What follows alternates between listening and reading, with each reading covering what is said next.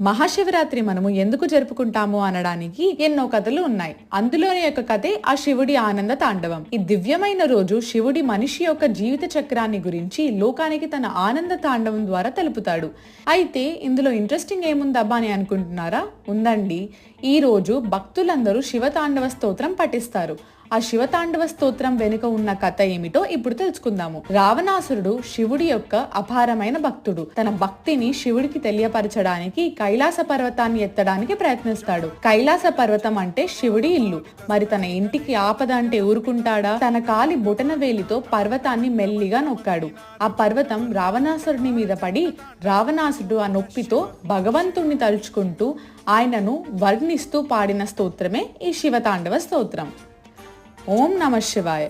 Our ebook Stories of Lord Shiva is now available only at ₹50.